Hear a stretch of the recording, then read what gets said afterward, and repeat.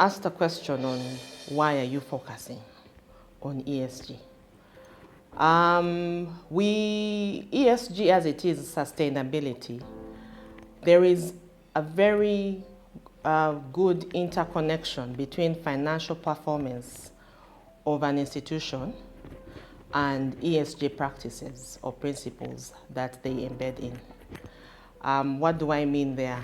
It's, for example, if as an institution your goal is, I want to be more efficient, I want to reduce the cost of my operational costs, for example, and where your high cost ends are probably in printing.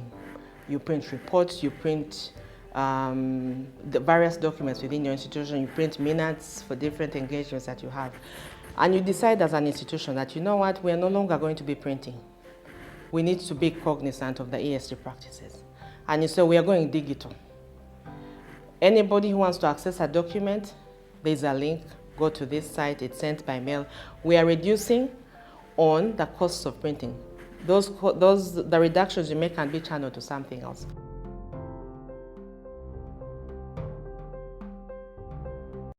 We recently launched the ESG framework for the banking industry. It was last week. Last week? We launched it this month anyway. But we launched that framework, and it's, if you would like, it's a framework that will help us as an industry manage, but most importantly, analyze the degree and even measure to what degree, to what extent our institutions' operations our institutions operating in a sustainable manner. We want to bring the conversation to the table. One, tell our stakeholders where we are as an industry, what our plans are, how do we plan to run with integration of ESG among our member institutions, what kind of support are we extending to them. But most importantly, it's raise awareness about it. If you asked us 5 years ago about ESG and you want to bring a concept in, they'll probably tell you how much, what value is that to me. The picture will not be clear. But we are saying beyond the profitability goal that we are looking out for, let's look above and say, how am I ensuring that the environment within which I'm operating is sustainable? I'm not impacting it negatively, but even if that, the people I'm lending to, what kind of businesses are they running? What effect do they have on the environment? Me as an institution, on the social side, how are my initiatives addressing the aspect of social inequality, social inclusion? If I am having, say, 3,000 staff, how alert am I to say, out of these 3,000, so many are male, so many are female? Those are aspects that we need to put into practice. In terms of governance, there's a saying that if the reputation and success of an institution is about how you conduct yourself corporately. How have you supported the teams that you're employing to be better persons in their job, to support the institution's reputation? So those are conversations that we are having. And within that, it's at the end of the day, we want to see increased investments in sustainable initiatives, green finance initiatives by our members. And this will come out in terms of products. Once they've understood the concept of ESG and how they play in, it will come out in terms of what products can we innovate around that then can be channeled to the customers, for example. How do we report and ensure that whatever we're doing in our work, we are reporting and highlighting our contribution towards the aspect of ESG.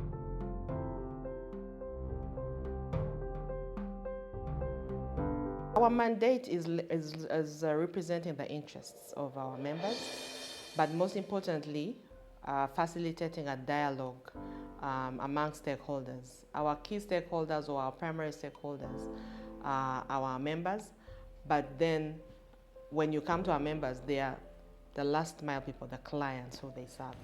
So we have a role to play in terms of education and literacy for the clients of our members. In addition to, our members definitely run this role very well, continuously engaging and supporting. But ours is continuously to support them in terms of raising awareness on what's currently available, what products, what services are available for them. But if there are also, for example, policy issues that are affecting the industry that ultimately also affect the users of financial services, we then facilitate or have engagements with the different policy makers. And one of our key mandates is stakeholder engagement. And we have diverse stakeholder engagement, ranging from the regulators, ministry, government, parliament. It's to tell them this, if we go this direction, these are this is how it will impact financial services sector as well as the users of financial services. So for us is to ensure that there's that tight relationship that is created.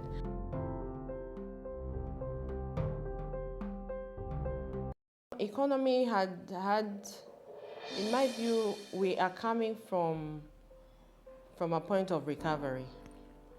Everybody went through the shock, even us as a sector, we went through the shocks that was caused by the lockdown, was caused by the emergence of COVID.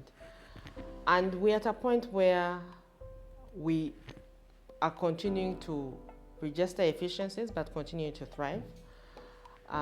We supported recovery of different businesses as a sector, and we are happy to say that along the journey, even with the Small Business Recovery Fund that we signed up with the Ministry of Finance and Bank of Uganda, there's an increasing uptake of these kind of initiatives which speak to livelihoods of our people. Investment in agriculture is also picking up. So as an economy, we are doing okay.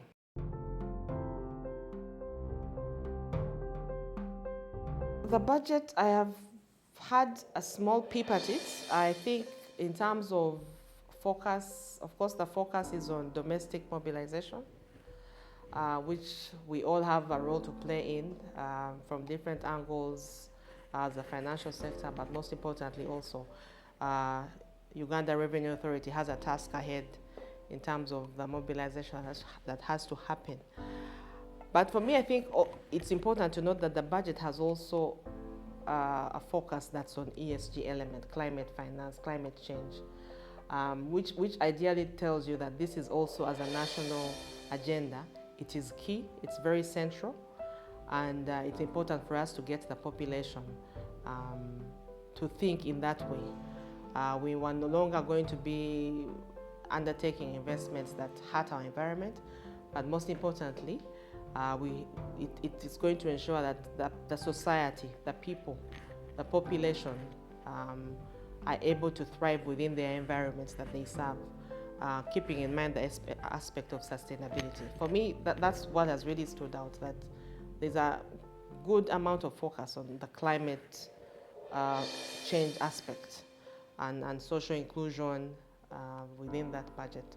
And I think I'm looking forward to it. It of course gives us, as a budget, it gives us an idea of where we are heading, what more work we need to do in terms of mobilization. Because if they tell you need a budget of so many trillions, you're able to plan that I need to invest in this, I need to talk to this person. So it gives you that document that gives you a direction of what your next 12 months will look like, or how much work you need to do for the next 12 months.